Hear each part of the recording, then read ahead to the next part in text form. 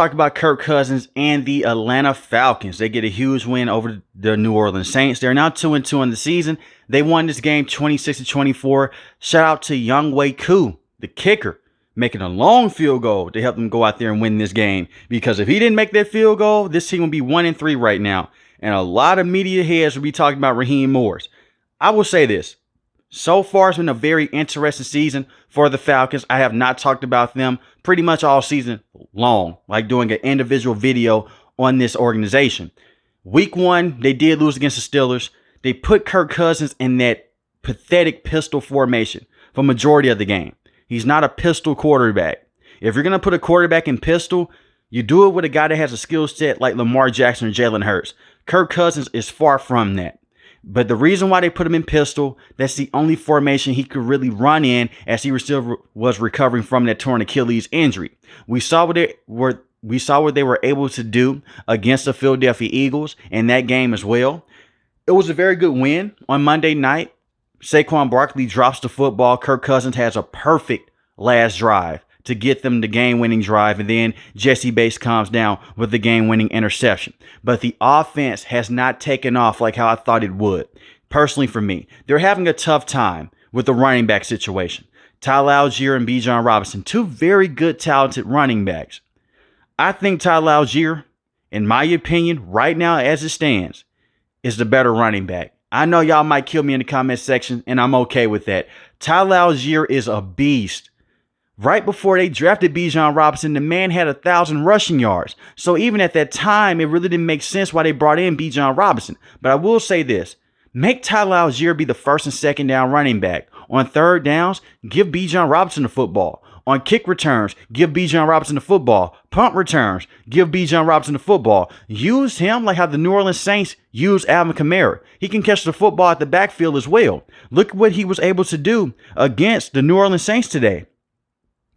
He had 4 catches for 46 receiving yards. And I will say this about Tyler Algier. He can catch the football at the backfield, but he's more in between the tackles. When you look at what happened against the Kansas City Chiefs, the Sunday night football game, that was such a horrible officiating game. It was so many flags that were not being called for both sides, but really for the Atlanta Falcons, especially late in the game. You have Kyle Pitts. The defender doesn't have his head turned. He's just all in Kyle Pitts' chest. And they don't call defensive pass interference. They should have. But even late in the game, it's 4th and inches. They run the football with Bijan Robinson. And on the day, Tyler Algier had more momentum. He had more yards on less touches. Give Tyler Algier the football more. He doesn't have the top end speed like Bijan Robinson, but he can deal with contact better than Bijan Robinson. And by you putting him on special teams and finding ways to get him the football as a receiver, that opens up the offense even more. So now you're still giving him his touches, and you're giving Tyler Algier his touches as well. Far as Kyle Pitts, he's been up and down. That's been the story of his career in the NFL. He has not been that game-wrecking tight end. At this point, I'm putting my hands up. I still think that he could be a very good tight end. As far as being a franchise playmaker, I just don't see it happening. He did have a receiving touchdown against the Steelers. He had 2 catches for 56 yards against the Chiefs. It just has not been consistent enough. And they force-fed him his rookie season because outside of really just one wide receiver, with Matt Ryan, he was our only guy to get the football to. I still think that Kyle Pitts will be a very good tight end moving forward, but I do not think that he'll be that generational tight end that we were all hoping for him to be. But that's okay, because you still have very good playmakers with Tyler Algier, Bijan Robinson. You also look at the wide receivers. Drake London is a true number 1 wide receiver, but you also have another one in Darnell Mooney. Darnell Mooney is a good wide receiver. He had over 1,000 yards receiving a couple of years ago with the Chicago Bears. And I will say this, he's more so of a deep threat, but his route running is crazy, especially coming in and out of the break. He had a crucial play against the Saints today that basically set them up into field goal range. It was a pass interference play. And when I look at a guy like Darnell Mooney, he's going to fit alongside Kirk Cousins and Drake London like a glove. He is phenomenal with what he's able to do inside the slot. As long as he can stay healthy, he's found a home with the Atlanta Falcons long term. You also have Ray McCloud as well. This was supposed to be the Rondale Moore spot before he got injured. Remember, they traded Desmond Ridder to the Cardinals to bring in Rondale Moore. Well, Rondale Moore got injured. So Ray McCloud has now benefited from that. Very good special teams player, very good number 3 wide receiver.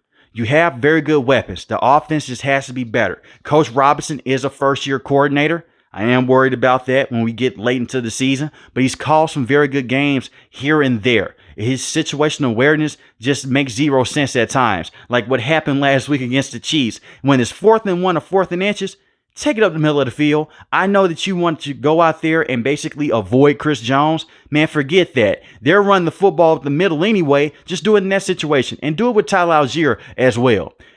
Speaking of defensive linemen and offensive linemen, the offensive line for the Falcons has played solid so far. Kirk Cousins is not the same player that he once was in terms of those play action bootlegs. He was never the fastest quarterback in the NFL. He's more so of a true pocket passer. That does concern me because he's a stationary target. He's a sitting duck. At least with the Vikings, he was able to go outside the pocket here and there. It's like pulling teeth when you see him run. He doesn't want to put a lot of pressure on that leg just yet, so he'll just get himself into certain situations that make you just say, throw the football away. But he did very good against the blitz of the Eagles. He did very good against the pressure with the New Orleans Saints.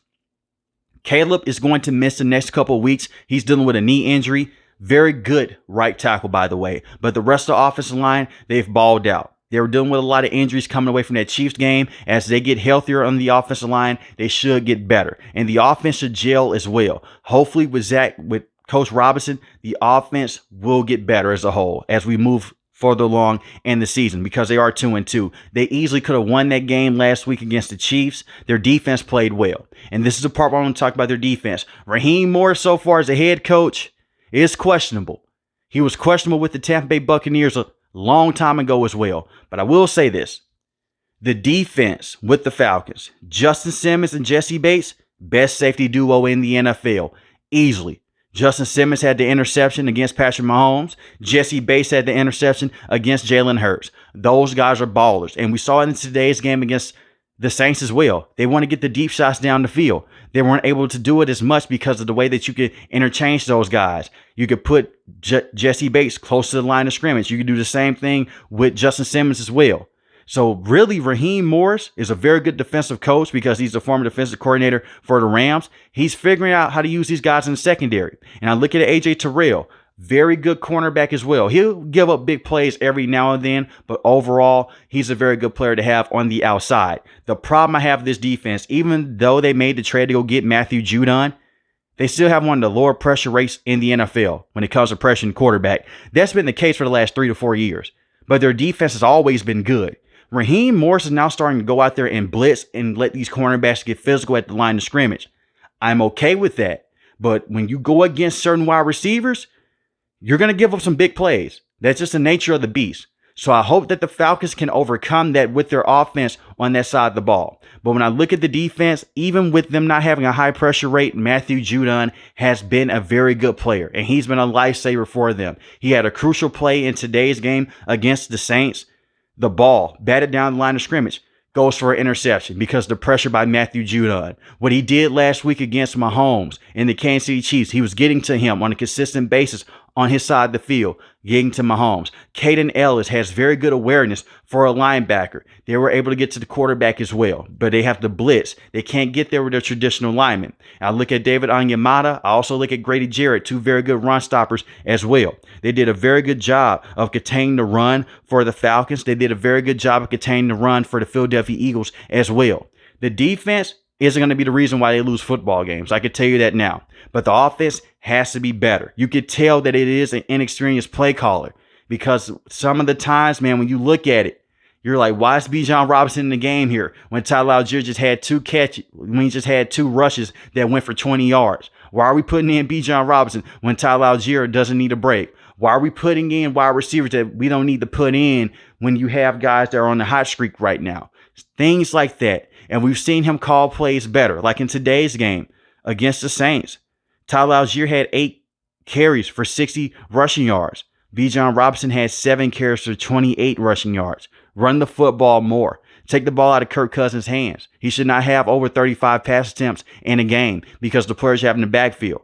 But I do think things would be a very interesting point of view if you put Kyle Pitts in that backfield.